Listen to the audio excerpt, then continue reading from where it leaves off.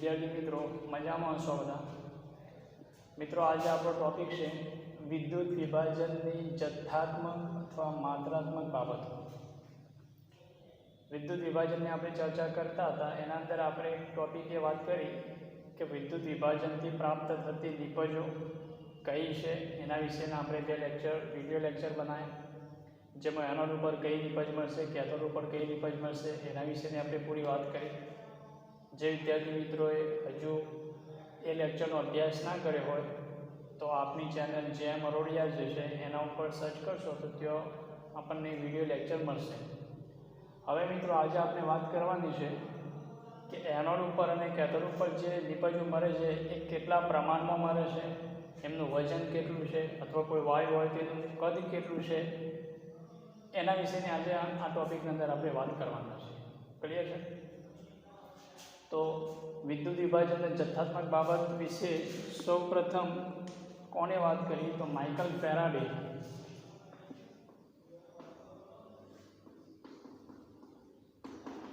Michael Faraday जो है एक वैज्ञानिक है कि जेमने विद्युत विभाजन थी उत्पन्न थती निपजनो जथ्थो, विद्युत विभाजन थी प्राप्त थती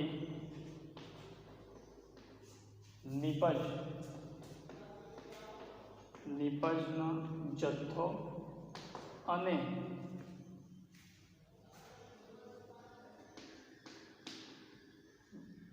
विद्युत विभाजननो पसार करेला विद्युतना जथ्था पसार करेला विद्युतना जथ्था वच्चेनो संबंध रजू कर्यो।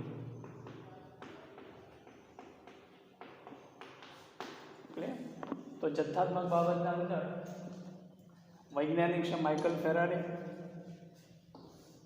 तो माइकल फेराडे मतलब कि शू कर्यु तो जे विद्युत विभाजन कोष्ठा अंदर एनोड अने कैथोड पर जो निपजो मळे छे ए निपजोनो जथ्थो अने विद्युत विभाजन कोष में आपणे डीसी वोल्टेज पसार करे छे, एटला माटे विद्युत विभाजन कोष अंदर आपणे बेटरी लगाईए छीए। क्लियर? तो ये जे डीसी जे वोल्टेज अथवा तो जे विद्युतनो जथ्थो आपणे आपीए छीए तो ए विद्युतना जथ्था अने मतलब कि जे निपजो मळी एनोड अने कैथोड पर जे निपजो मळी एमना वच्चेनो संबंध सौथी पहला जे रजू कर्यो होय तो ए कोई वैज्ञानिक छे माइकल फेराडे। कोना कोना वच्चेनो संबंध? निपजो प्राप्त थती निपजो अने कोषमोने पसार करेला विद्युतना जथ्था वच्चे एने आपणे मतलब के माइकल फेराडे रजू कर्यो छे। तो ए नियमोने आपणे कहीए छे माइकल फेराडेना नियमो कहेवामां आवे छे अने विद्युत विभाजनने आपणे कहीए छे फेराडेना विद्युत विभाजन माटेना नियम।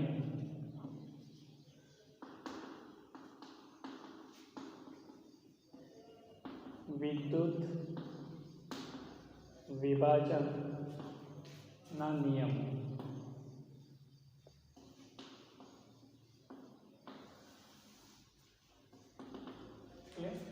तो माइकल फेराडे विद्युत विभाजन माटेना नियम आपे, एमां बे नियमोनी आपणे अहींया वात करीशुं। तो सौ प्रथम पहलो जे नियम छे एने कहेवाय छे फेराडेनो प्रथम नियम।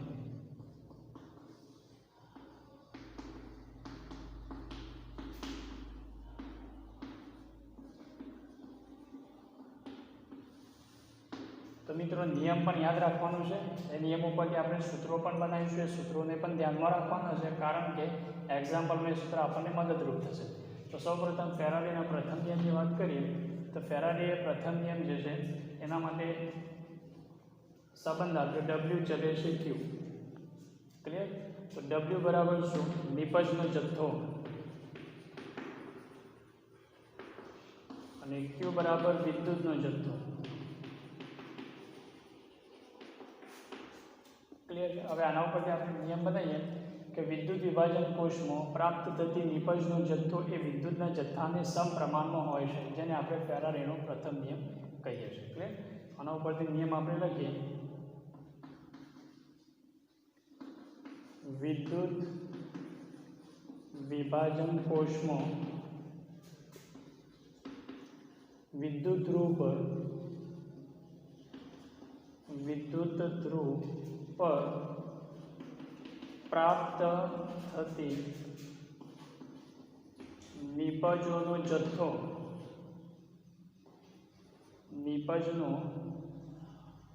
નિપજનો જથ્થો એ કોષમાં પસાર કરેલા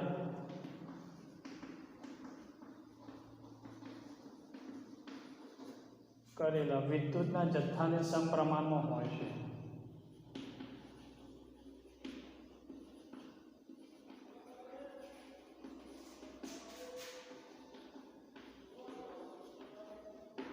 આને મિત્રો માઇકલ ફેરાડેનો પ્રથમ નિયમ કહેવાય છે. આના ઉપરથી મિત્રો આપણે નિયમ બનાવી શકીએ છીએ. ડબલ્યુ જે છે એ નિપજનો જથ્થો છે, વેટ, ક્લિયર, અને ક્યુ જે છે વિદ્યુતનો જથ્થો છે, ક્લિયર. નિપજનો જથ્થો વિદ્યુતના જથ્થાને સમપ્રમાણમાં હોય છે. તો માઇકલ ફેરાડે જે છે એ પ્રથમ નિયમ આપ્યો. પ્રથમ નિયમ એ છે કે વિદ્યુત વિભાજન કોષમાં વિદ્યુત ધ્રુવ પર જે નિપજો મળે છે એ નિપજો એ કોષમાં પસાર કરેલા વિદ્યુતના જથ્થાને કેવું હોય છે? સમપ્રમાણમાં હોય છે. તો દરેક જણને નિયમ ક્લિયર થઈ ગયો? ક્લિયર છે? ચલો હવે આપણે આનું મતલબ કે સૂત્ર તારવીએ. તો ડબલ્યુ ચલે છે ક્યુ બરાબર વિદ્યુતનો જથ્થો બરાબર I ઇન્ટુ ટી, ક્લિયર. જો I બરાબર વિદ્યુત પ્રવાહ અને ટી બરાબર સમય, ક્લિયર. જો વિદ્યુત કોષના I એમ્પિયરનો વિદ્યુત પ્રવાહ ટી સેકન્ડ અથવા ટી સમય માટે પસાર કરવામાં આવે તો વિદ્યુતનો જથ્થો કેટલો થશે? ક્યુ બરાબર I ઇન્ટુ ટી, ક્લિયર. તો હવે મિત્રો અહીંયા આપણે ક્યુની વેલ્યુ મૂકીએ. ક્યુ ડબલ્યુ ચલે છે, ક્યુની જગ્યા ઉપર આપણે લખી દઈશું I ટી. ચલે છે અહીંયા કાઢી અને એક અચળાંક લખ્યું Z I ટી. આ સૂત્ર એક્ઝામ્પલ માટે યાદ રાખવાનું છે. એક તો આ સૂત્ર છે W બરાબર Z I ટી. જો Z બરાબર વીજ રાસાયણિક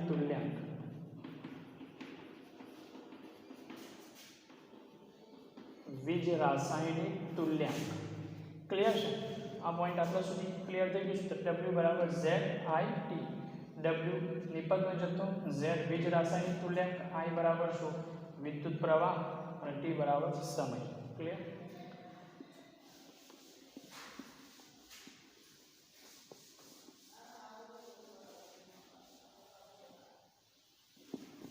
હવે અહીંયા સુધીનો પોઈન્ટ ક્લિયર થયો. ચલો હવે હું અહીંયા લખી દઉં W બરાબર Z I ટી, ક્લિયર. હવે અહીંયા Z ને ડિફાઇન કરે. Z ની વ્યાખ્યા શું છે? તો Z ની વ્યાખ્યા જેને વીજ રાસાયણિક તુલ્યાંક કહે છે, Z બરાબર વિદ્યુત વિભાજન કોષમાં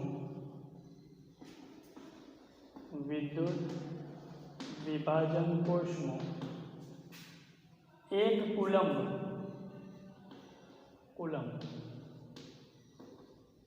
વિદ્યુતનો જથ્થો પસાર કરવામાં આવે ત્યારે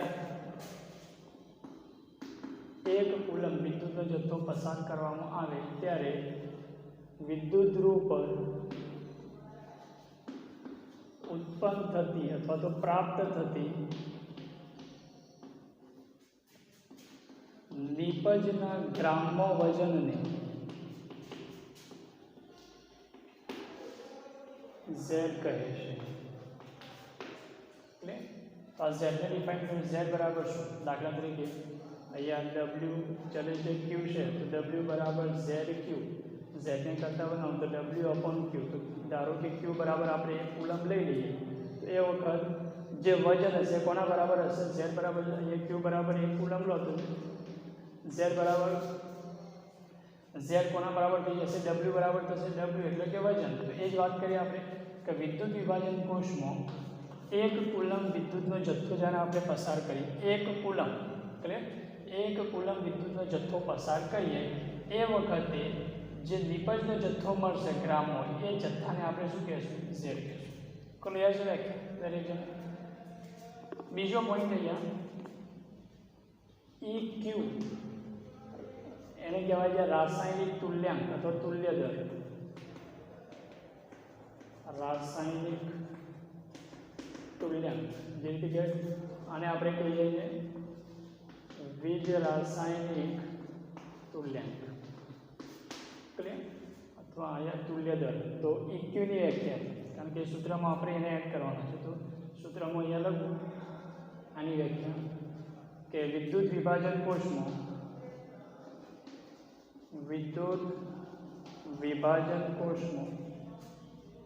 એક ફેરાડે અથવા 96,500 કુલમ, કેટલો વિદ્યુતનો જથ્થો? 96,500 કુલમ, અથવા તો એને આપણે શું કહીએ છીએ? એક ફેરાડે વિદ્યુતનો જથ્થો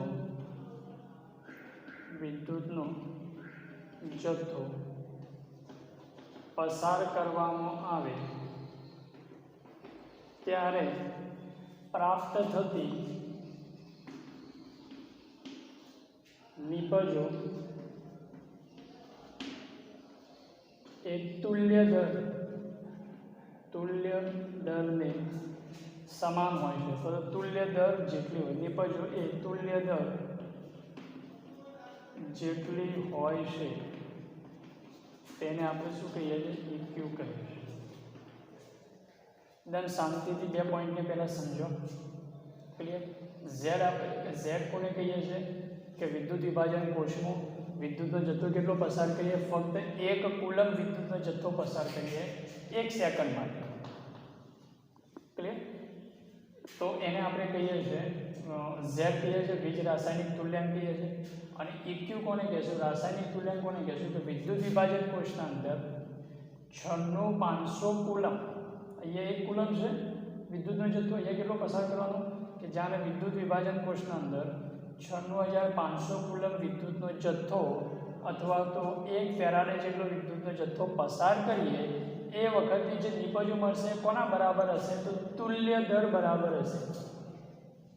એ વખતે જે નિપજો મળશે કોના બરાબર હશે? તુલ્ય દર બરાબર હશે, જેને આપણે કહીએ છીએ વીજ રાસાયણિક તુલ્યાંક કહીએ છીએ. ક્લિયર છે? તો રાસાયણિક તુલ્યાંકની અંદર કેટલો વિદ્યુતનો જથ્થો? 96,500 અથવા 1 ફેરાડે. અને વીજ રાસાયણિક તુલ્યાંકમાં કેટલો? 1 કુલમ વિદ્યુતનો જથ્થો પસાર કરીએ તો મતલબ કે એને આપણે વીજ રાસાયણિક તુલ્યાંક કહીએ. હવે ઇમ્પોર્ટન્ટ મિત્રો એ છે, વ્યાખ્યાઓ તો છે જ ખાસ ઇમ્પોર્ટન્ટ ધ્યાન રાખવાની. હવે આ બંનેના સંબંધની આપણા માટે ખાસ વાત ઇમ્પોર્ટન્ટ છે કે આ બંનેનું સંબંધ રિલેશન શું છે. કારણ કે રિલેશન જે છે આપણે સૂત્રમાં મૂકવાનું છે. તો હું અહીંયા લખું એમના સંબંધની વાત કરું કે 96,500 એટલે એને કહેવાય 1 ફેરાડે વિદ્યુતનો જથ્થો આપણે પસાર કરીએ તો એ વખતે નિપજો જે મળશે કોના બરાબર હશે? ઇક્યુ જેટલી હશે, તુલ્ય દર ઇક્યુ જેટલી હશે. બરાબર? તો 1 કુલમ વિદ્યુતનો જથ્થો પસાર કરીએ તો આપણને કોના જેટલી મતલબ કે નિપજો કોના બરાબર મળશે? ઝેડ. તો આપણે લખી શકીએ કે ઝેડ બરાબર ઇક્યુ અપોન 96,500. ઝેડ બરાબર ઇક્યુ બરાબર તુલ્ય દર. ઇક્યુ બરાબર શું છે? તુલ્ય દર. ક્લિયર છે? મતલબ કે જે તુલ્ય દર આપેલો છે એને આપણે કહેશું ઇક્યુ. ઈ વડે પણ દર્શાવી શકીએ છીએ. ક્લિયર? તો ઝેડ બરાબર ઇક્યુ અપોન 96,500. તો હવે મિત્રો અહીંયા આપણે ઝેડની વેલ્યુ જે છે એ અહીંયા પુટ કરી દઈશું. સમજો શું કે આપણને 96,500 વિદ્યુતનો જથ્થો પસાર કરીએ તો એ કોના બરાબર હોય? ઇક્યુ અથવા તુલ્ય દર બરાબર હોય. હવે અહીંયા તમે ઈ વડે પણ દર્શાવી શકો છો. ઈ એટલે તુલ્ય દર. ક્લિયર? અને 1 કુલમ વિદ્યુતનો જથ્થો પસાર કરીએ તો એને કોના બરાબર હોય? ઝેડ બરાબર. તો ઝેડ બરાબર આપણે લખી શકીએ ઇક્યુ અપોન 96,500.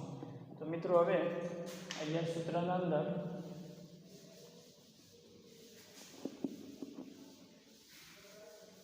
ઝેડની વેલ્યુ આપણે મૂકી દઈએ. ઝેડ બરાબર અહીંયા ડબલ્યુ બરાબર ઝેડની જગ્યા ઉપર ઇક્યુ અપોન 96,500 ગુણ્યા IT. ક્લિયર છે? કે ક્યાંથી લાયા? તો ઝેડનું સૂત્ર યાદ રાખો, EQ ઇક્વિવેલન્ટ ક્લિયર અપોન 96,500 અને EQ શું છે? તો તુલ્ય દર છે. તુલ્ય દર માટે આપણને ખબર છે તુલ્ય દર જેને આપણે E વડે દર્શાવીએ તો E ઇક્વિવેલન્ટ વડે દર્શાવીએ બરાબર શું છે? તો તુલ્ય દર બરાબર આણ્વીય દર ભાગ્યા વેલેન્સ ફેક્ટર ક્લિયર. આણ્વીય દરની મૂળ દર્શાય તો અહીંયા કેપિટલ M વડે અને અહીંયા વેલેન્સ ફેક્ટર.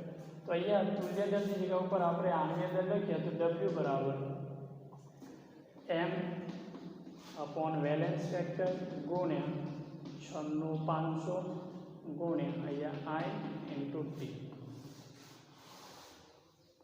તો આ સૂત્ર જે છે વિદ્યુત વિભાજન જે પર પ્રાપ્ત થતી નિપજોનું વજન ગણવાનું કે તો મિત્રો આ સૂત્રનો આપણે ઉપયોગ કરીશું. દરેક પર સમજી લો.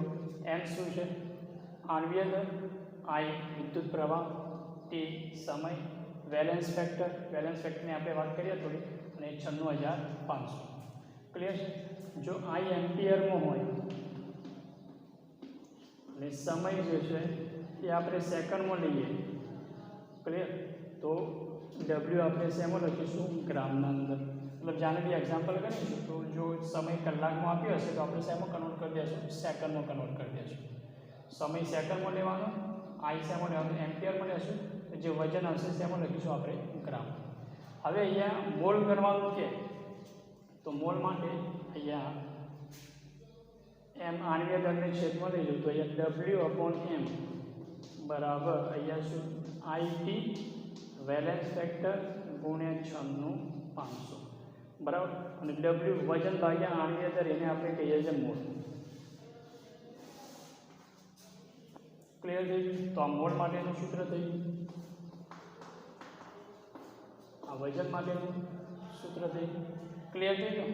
મોલ માટેનું સૂત્ર IT વેલેન્સ ફેક્ટર 96,500 આણ્વીય દરને આપણે કેવા લઈ ગયા તો છેદના અંદર લઈ ગયા. આટલા સુધી દરેકને પોઈન્ટ ક્લિયર થઈ ગયો. ચલો હવે નિપજો જે છે આપણને વાયુ પર નિપજો મળશે કે જે તે કેથોડ ઉપર Cl2 એનોડ ઉપર Cl2 વાયુ જમા થાય છે અથવા ઓક્સિજન વાયુ જમા થાય છે. તો વાયુ માટે કદ ગણવું પડશે. તો કદ ગણવા માટે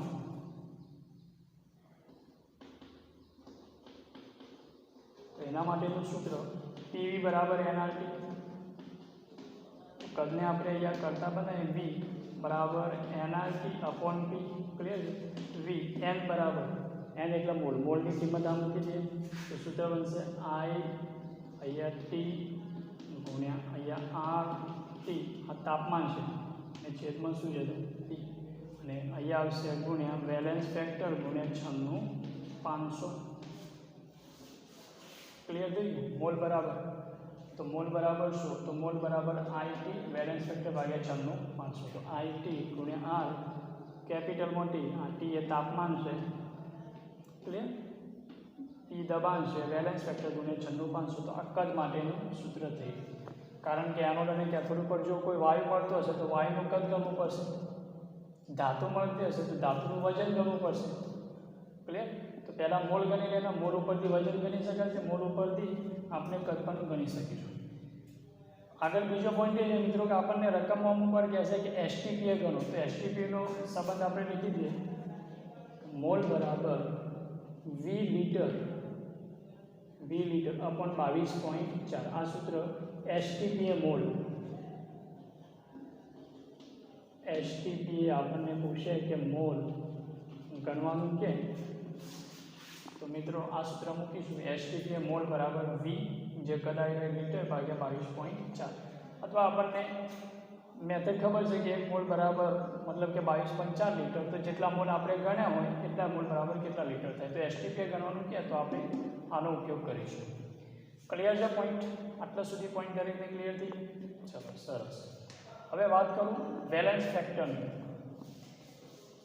તો વેલેન્સ ફેક્ટરના અંદર પોઈન્ટ આપણને ક્લિયર જ છે, તો બી આપણે થોડી વાત અહીંયા કરી દઈએ કે વેલેન્સ ફેક્ટર માટે તો જનરલી જે આયન હોય છે એ જે મતલબ કે આયન જે હોય છે એ જેનું વેલેન્સ ફેક્ટર હોય છે. પહેલો પોઈન્ટ जनरली धातुનો આયન જે આયન હોય છે તે જ તેનો વેલેન્સ ફેક્ટર, તે જ તેનો વેલેન્સ ફેક્ટર હોય. દાખલા તરીકે અહીંયા લખ્યું Mg2 + 2 ઇલેક્ટ્રોન અહીંયા Mg, તો આનો વેલેન્સ ફેક્ટર કેટલો? તો કેટલો આયન ચાર્જ કેટલો છે? 2, તો આનો વેલેન્સ ફેક્ટર કેટલો થશે? 2. સપોઝ Al3 + 3 ઇલેક્ટ્રોન અહીંયા Al, તો આનો વેલેન્સ ફેક્ટર કેટલો થશે? 3. સપોઝ Ag પ્લસ અહીંયા ઇલેક્ટ્રોન અહીંયા Ag, તો આનો વેલેન્સ ફેક્ટર કેટલો થશે? તો આનો વેલેન્સ ફેક્ટર 1 થશે. જેટલો એનો ચાર્જ હોય છે એ જ એનો મતલબ કે એનો વેલેન્સ ફેક્ટર હોય છે. જનરલી આવું હોય છે કે જે પણ આયન હોય અહીંયા ધાતુ, મતલબ કે ધાતુનું જે આયન હોય એ આયન જ એનું શું ગણાશે? એનો વેલેન્સ ફેક્ટર 1 પોઈન્ટ. અને જો કોઈ સમીકરણ સંતુલિત આપેલું હોય તો એના માટેની વાત કરીએ. દાખલા તરીકે અહીંયા આપણને સંતુલિત સમીકરણ આપ્યું છે A + 2B + 3C + અહીંયા 4D વત્તા અહીંયા 12 ઇલેક્ટ્રોન. આ સમીકરણ સંતુલિત છે. સંતુલિત સમીકરણ માટે વેલેન્સ ફેક્ટર, તો એના માટે સપોઝ આ સમીકરણ આપણને સંતુલિત સમીકરણ આપેલું છે તો આપણને પૂછે કે એનો વેલેન્સ ફેક્ટર કેટલો થાય? તો 12/1 જેટલા ઇલેક્ટ્રોન છે, 12 ઇલેક્ટ્રોન છે, તો ભાગ્યા એના તત્વ. આનો વેલેન્સ ફેક્ટર કેટલો? 12/2. આનો વેલેન્સ ફેક્ટર પૂછે તો અહીંયા 12/3, અને અહીંયા વેલેન્સ ફેક્ટર પૂછે તો 12/4. મતલબ અહીંયા 12, અહીંયા 6, અહીંયા 4 અને અહીંયા કેટલું થશે? 3. તો આ વેલેન્સ ફેક્ટર થઈ ગયા. સંતુલિત સમીકરણ માટે વેલેન્સ ફેક્ટર પૂછે તો જે ઇલેક્ટ્રોન આપેલા હોય ઇલેક્ટ્રોન ભાગ્યા એના આગળ જે તત્વો દ્વિતીય ગુણાંક અથવા સ્ટોઇકિયોમેટ્રી એના માટે આપણે ભાગી દઈશું. ક્લિયર થઈ? તો આ સંતુલિત સમીકરણ, જો કે કોમ્પ્લિકેટેડ એટલું પૂછતું નહીં, પરંતુ આપણને ધ્યાન હોવું જોઈએ કે કોઈ સમીકરણ સંતુલિત આપેલું છે એનો વેલેન્સ ફેક્ટર આપણને પૂછી દે. દાખલા તરીકે 2H2 પ્લસ પાણીની વાત કરીએ તો અહીંયા 4H plus O2 plus 4 electron. Clear છે? અહીંયા આપણને પૂછે કે O2નો વેલેન્સ ફેક્ટર કેટલું? તો ઇલેક્ટ્રોન કેટલા છે? 4. ક્લિયર? તો અહીંયા 4/1 મોલ છે, તો વેલેન્સ ફેક્ટર બરાબર કેટલું થશે? 4. આપણને પૂછે કે H પ્લસનો વેલેન્સ ફેક્ટર કેટલો? તો વેલેન્સ ફેક્ટર બરાબર 4 ઇલેક્ટ્રોન અને 4 મોલ. મતલબ કે આગળ સ્ટોઇકિયોમેટ્રિક ચાર્જ છે તો 4 કેન્સલ, તો કેટલું થશે? તો અહીંયા H પ્લસનો વેલેન્સ ફેક્ટર 1 છે અને O2નો વેલેન્સ ફેક્ટર કેટલો છે? 4. તો આ રીતે આપણે વેલેન્સ ફેક્ટર કાઢી શકીએ છીએ. ક્લિયર છે મિત્રો? આટલા સુધીના પોઈન્ટ દરેક જણને ક્લિયર થઈ ગયા? ચલો, તો હવે આગળ આ સૂત્રને ધ્યાન રાખવાનું છે. કદનું જે સૂત્ર આપેલું છે એને ધ્યાન રાખવાનું છે. ચલો, હવે આપણે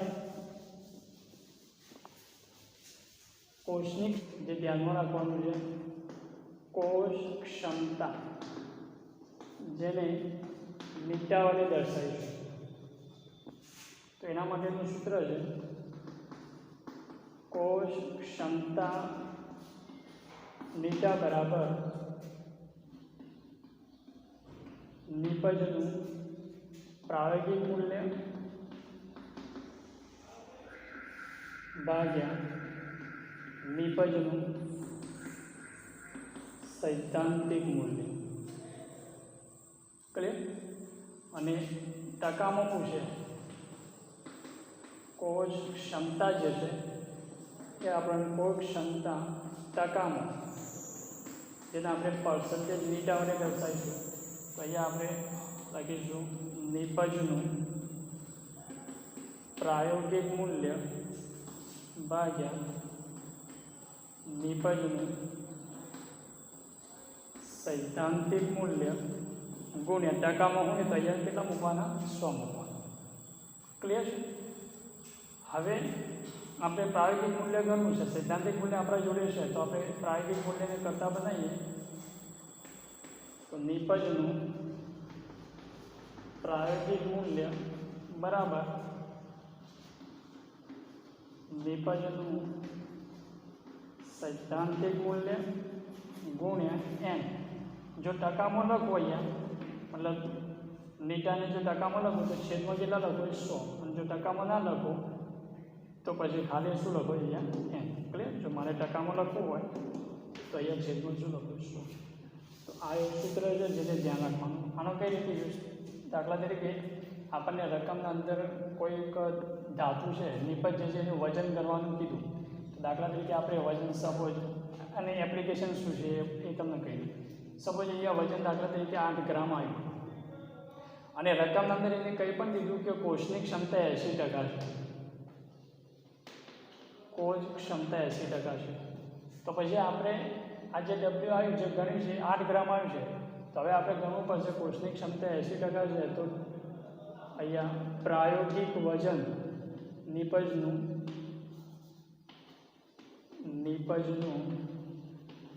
પ્રાયોગિક વજન બરાબર જેમ પ્રાયોગિક મૂલ્ય બરાબર સૈદ્ધાંતિક મૂલ્ય ગુણ્યા નીટા અપોન 100.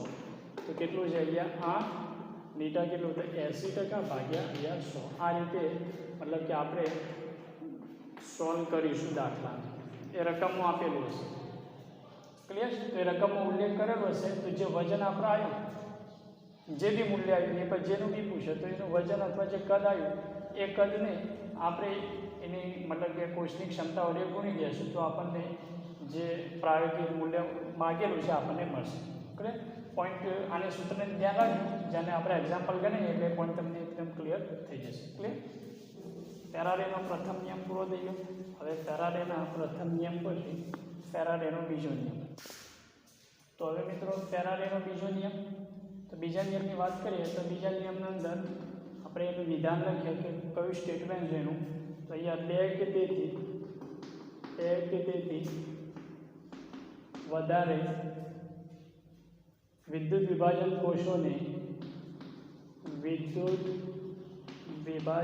કોષોને શ્રેણીમાં ગોઠવી એક સરખો વિદ્યુતનો જથ્થો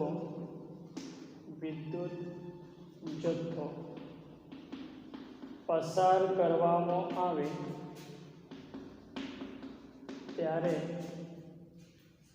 વિદ્યુત ધ્રુવ પર પ્રાપ્ત થતી નિપજનું વજન એ તુલ્ય દળને સમપ્રમાણમાં હોય છે.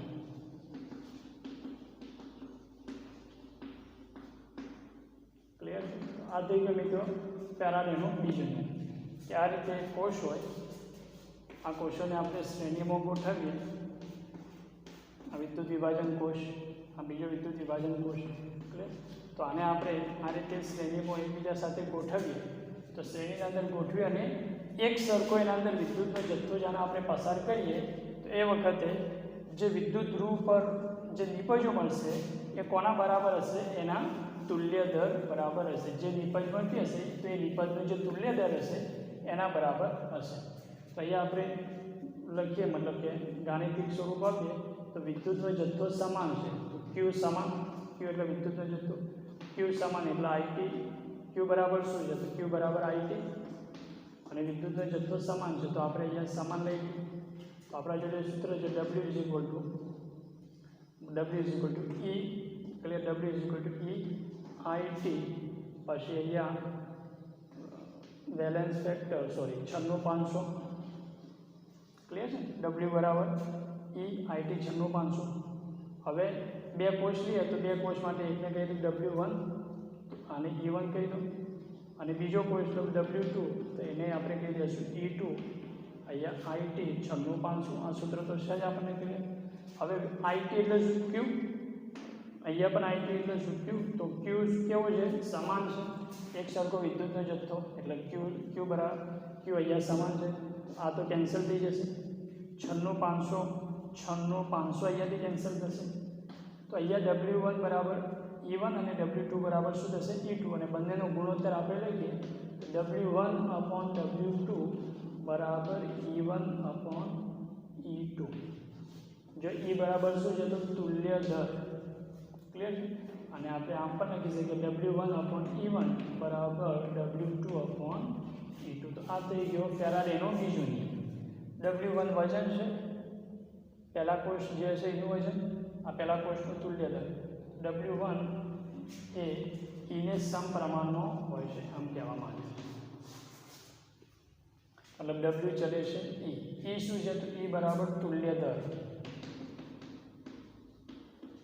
તુલ્ય દર બરાબર આણ્વીય દર ભાગ્યા બેલેન્સ ફેક્ટર. તો ક્લિયર? તુલ્ય દર. તો અહીંયા શું કહેવા માંગે છે? આને ધ્યાન રાખો, આના ઉપરથી બનશે. નિપજોનો જથ્થો તુલ્ય દરને સમાન હોય છે. ક્યારે? કે જ્યારે સમાન વિદ્યુતનો જથ્થો પસાર કરવામાં આવે. તો ફરીથી આ નિયમ જે છે એને હું રિપીટ કરું. બે અથવા બે કરતાં વધારે વિદ્યુત વિભાજન કોષોને શ્રેણીમાં ગોઠવી સમાન વિદ્યુતનો જથ્થો જ્યારે પસાર કરવામાં આવે ત્યારે પ્રાપ્ત વિદ્યુત ધ્રુવ પર પ્રાપ્ત થતી નિપજોનું વજન એ તુલ્ય દરને કેવું હોય છે? સમાન હોય છે. ગાણિતિક સ્વરૂપ આ રીતે આપી શકાય. કેવો વિદ્યુતનો જથ્થો કેવો છે? સમાન છે. બે કોષ લઈ લીધા આપણે, એમનું વજન W1 બરાબર E1 IT 96500, W2 E2 IT અને 96500. તો W1/W2 બરાબર E1/E2.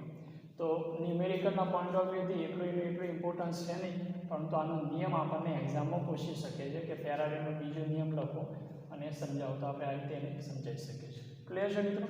તો અહીંયા આપણે વાત મિત્રો કરી લીધી વિદ્યુત વિભાજનની જથ્થાત્મક બાબતોના અંદર ફેરાડેનો પ્રથમ નિયમ, ફેરાડેનો બીજો નિયમ અને પ્રથમ નિયમના અંદર ફેરાડેનો નિયમની આધુનિક રજૂઆતની વાત કરી, અને એ સિવાય કોષની ક્ષમતાનું જે સૂત્ર હતું એની પણ આપણે મિત્રો ચર્ચા કરી લીધી છે. હવે નેક્સ્ટ વિડીયોના અંદર મિત્રો આપણે આ બધા સૂત્રો બરાબર રિફર કરો, કમ્પ્લીટ પરફેક્ટ યાદ કરો. એ દરેક સૂત્રોને પરફેક્ટ મતલબ કે યાદ કરી અને હવેનું જે નેક્સ્ટ લેક્ચર તમે જોશો તેમાં તમને એક્ઝામ્પલ ગણવાના છે, તાકી તમને એક્ઝામ્પલની સરળતા તમને રહી જાય. ક્લિયર છે?